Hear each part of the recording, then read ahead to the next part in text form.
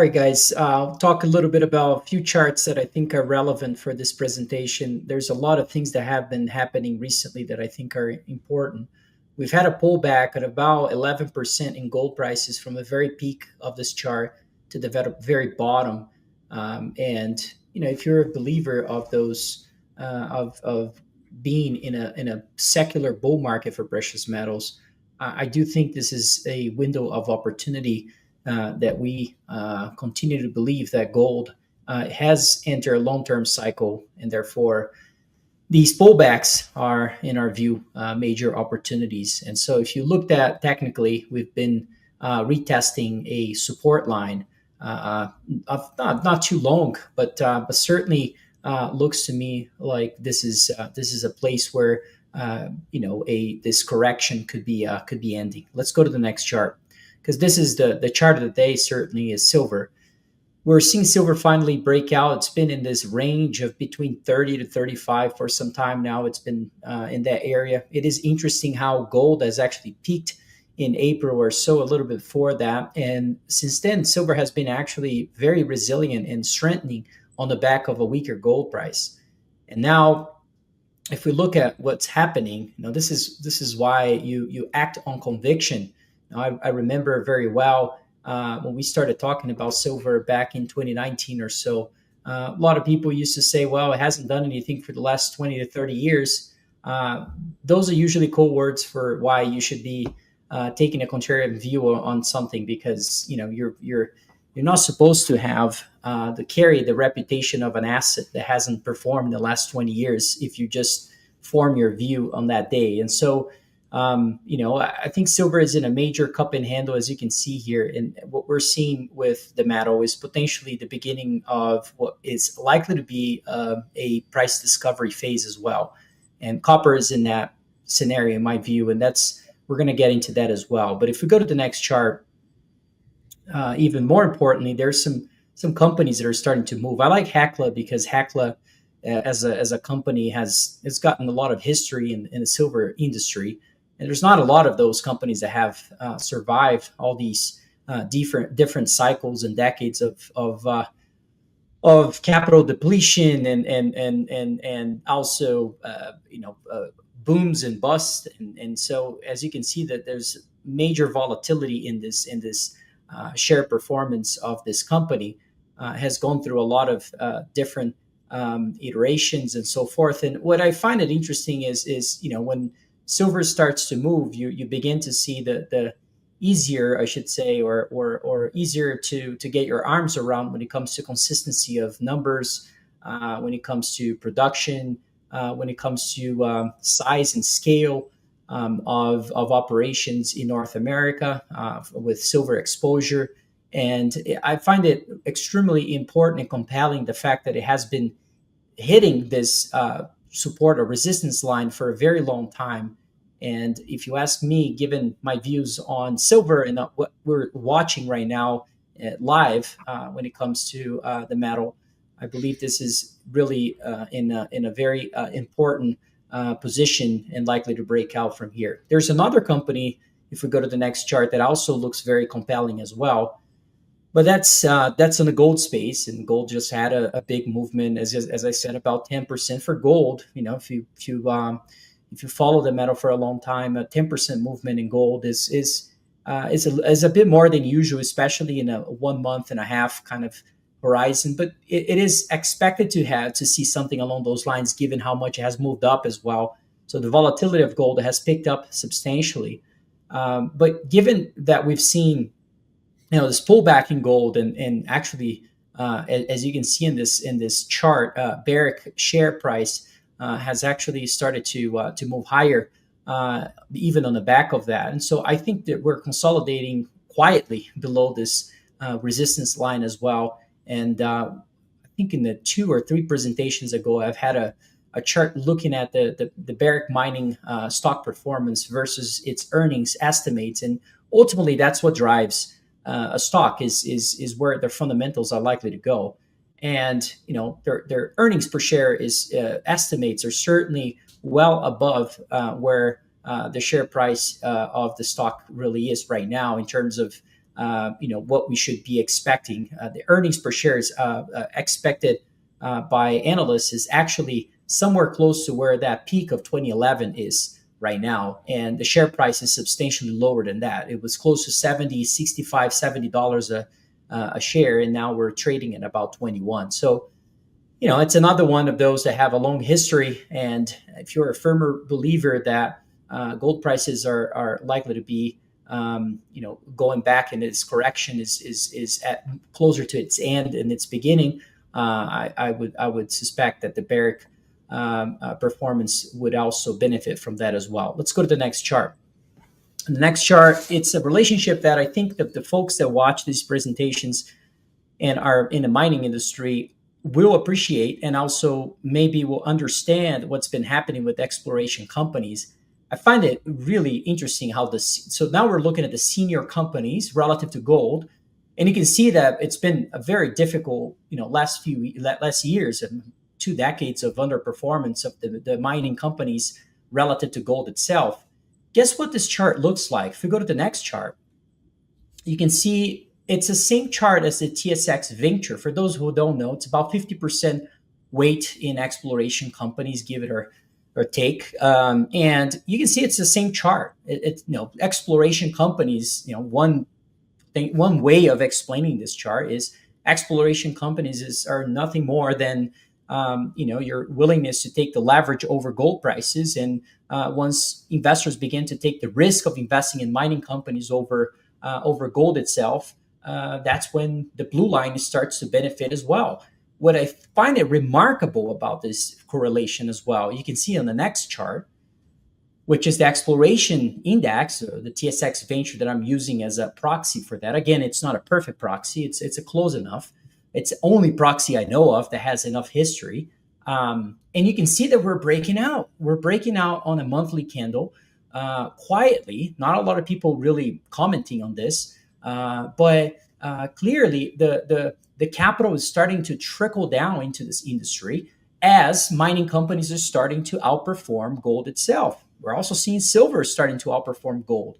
And all these things are linked. There's first you need a green light of the big metal, and all the other metals and derivatives of that trade tend to benefit if we are indeed in a secular bull market, of which this is another reason why I think it's this correction in gold prices is going to be short-lived, is because we're not seeing the derivatives of that trade really lose momentum. In fact, they're actually strengthening in the middle of all this. And so I think this is extremely bullish. Let's go to the next chart.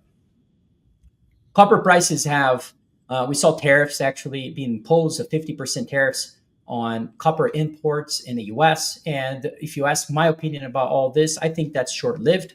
I think that's not only shooting ourselves in our foot, but also in the entire body. And so, but it doesn't matter. What we saw was a performance of copper prices that really broke out, and we have never seen prices at these levels. And I'm going to repeat what I said before. It reminds me of gold prices at around $2,000 an ounce, where once we bumped into that resistance so many times, once we broke out of that number, we really went through a discovery phase, and that's where we added another $1,000 an ounce to the metal. I think copper is about to go through the same transition. Yes, if we see those tariffs go away, it should have an impact on local copper prices.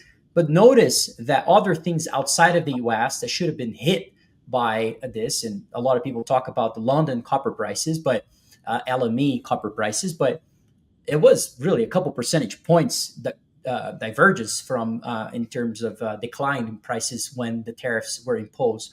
What I find it interesting at other things like Chilean stocks, or you can see Chilean currency, or the Canadian dollar, all these other things, because if you looked at which ones are the countries that export the most to the US in copper, 35% of that is Chile, of which is the Saudi Arabia of copper in terms of relative to the oil industry, of course. And so I find it interesting that those things did not get hit in a big way. And so my suspicion is that all these things are also looking extremely attractive from a value standpoint as well. Let's go to the next chart.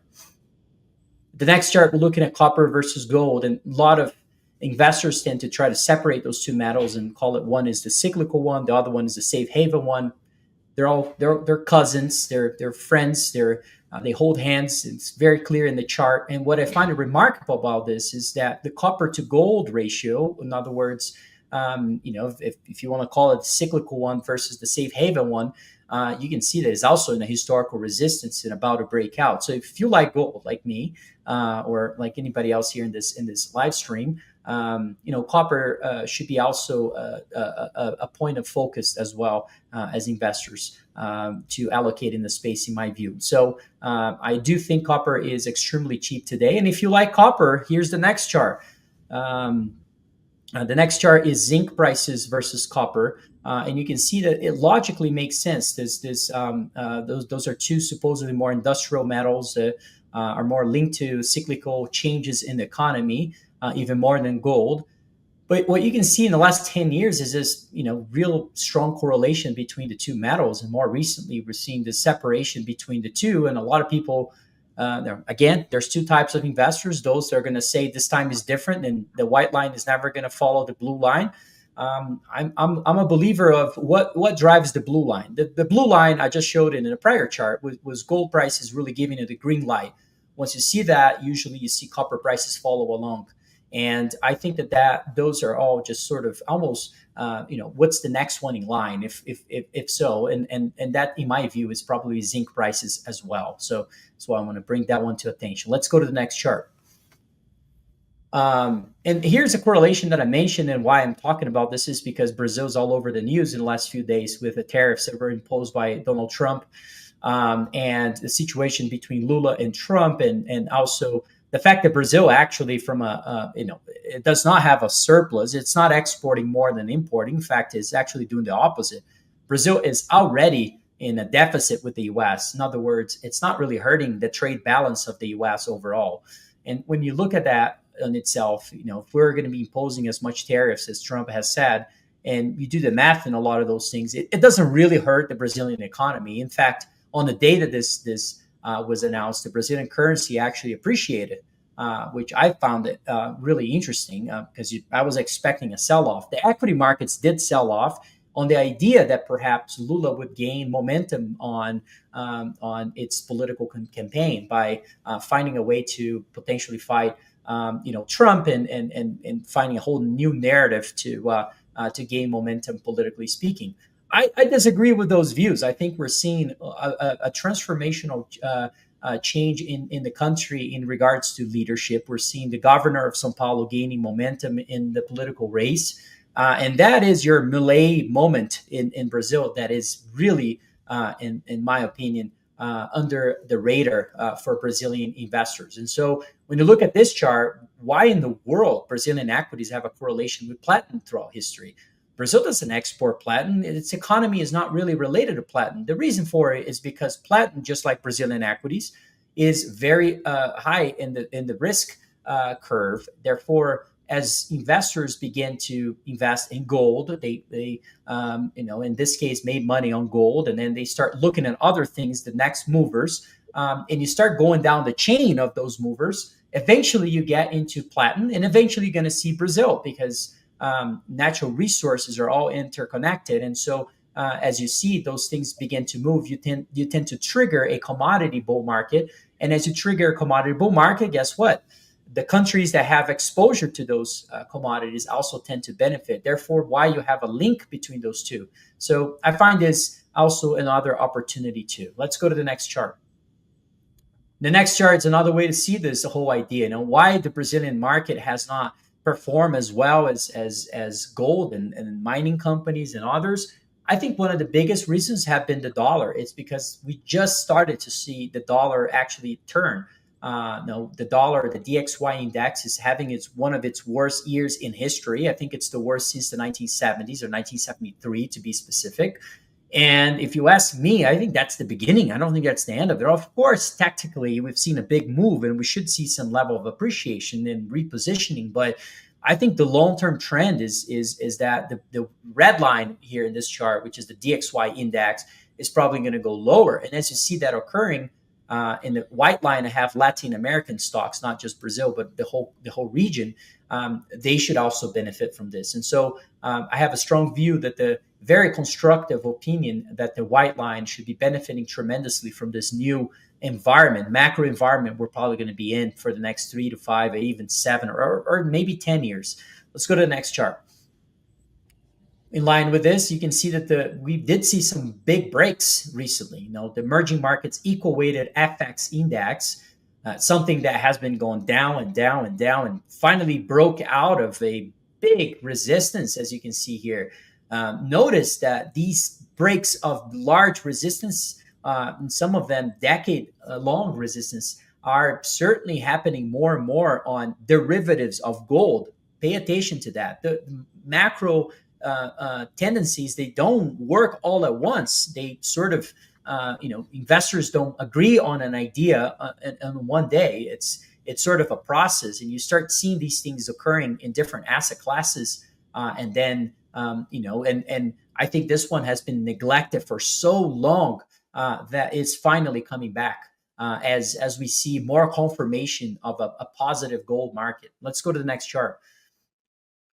On the next chart, it's something that I think it's fundamental. I don't know if Quinton will talk about this, but I thought this NP Materials deal with the Department of Defense, I think it's one of the biggest things I've heard in the last, call it 6 months or so.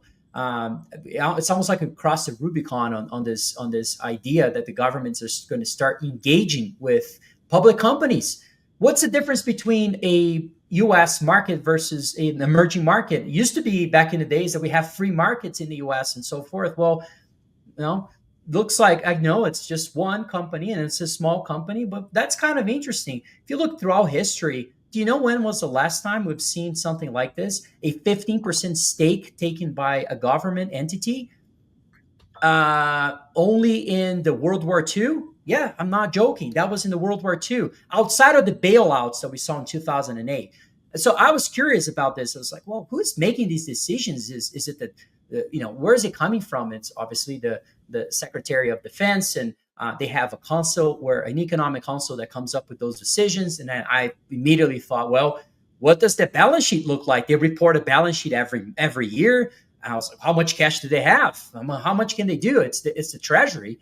Anyways, I think that we're going to see more of these. And World War II, just to give you some sense, during that time, it was really the government, another department. It wasn't the Department of Defense. I forget the name right now, but basically was acquiring a bunch of factories, making sure the factories of the U.S. were able to not stop producing aircraft, vehicles, materials, all sorts of things to keep the war going.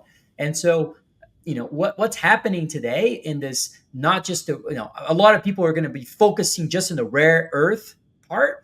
And that's not the focus. The focus is the engagement of the government. And I think if they've crossed that line, they're probably going to do more of these things. And I keep thinking, if you're running that company, NP Materials, and you take a 15% stake of the government in your company, well, do they have some saying in the board of directors and decisions? I think there's so many questions into this. Again, I don't know the answers for all these things, but I think there are some fundamental changes in the government that we're experiencing right now. And finally, acknowledgement that we are facing a foundational challenge in the U.S. of lack of materials, lack of raw materials to innovate, to revive or in industrial capacities and all sorts of things. I think that's critical. So that to me is an acknowledgement of that. So anyways, enough of that, but I do think that's an important change in government policy. Let's go to the next chart. Next chart is, to me, what I think a lot about. Is this the beginning of a gold bull market, the end of one? Are we in the middle of one? To me, it helps, it's not the one chart that tells you that question or the answer for that question, but rather one of the ways that you can consider as you gain conviction into these things. Again, just like macro themes, they tend to manifest themselves into many asset classes, and they take time to evolve. The same thing is with factors that help you to get to evaluation of where the innings of the gold cycle are. in my view, looking at this chart, the gold relative to the U.S. equities index. And why did I use the Dow Jones? It doesn't change much if you do the S&P 500, in fact, but I use the Dow Jones because it has a longer history, goes back to the 1920s. But you can see here, we're actually hitting a historically low or a historically cheap price when it comes to that relative performance of gold. And in this chart, it indicates potentially that we're just at the early stages of that innings, those innings. And so I think that that's appropriate in my view, and that's certainly our view here as well. Let's go to the next chart. Just two more things that I find it interesting going on as well in the Treasury market.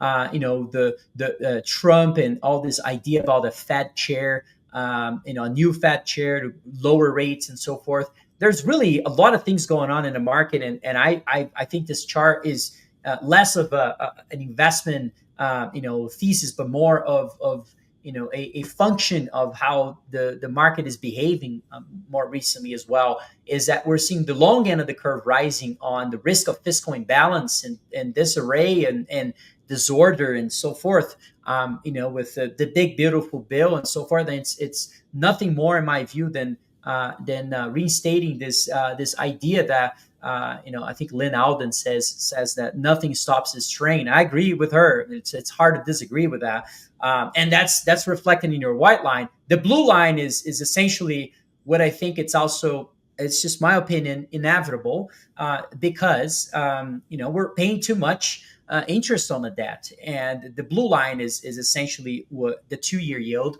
And where I think is got a lot of room to decline, given that we're probably going to see some level of suppression of rates in the future, given the fact that we're seeing interest payments eating its way out of the pro-growth spending by the government, and so that's becoming a big problem. Let's go to the next chart. I think it's my last one, pretty sure. But the same idea here, we often look at CPI. We often look at inflation expectation by the market, which is the break-even rate. It's an expectation of the CPI rate 10 years from now in this case.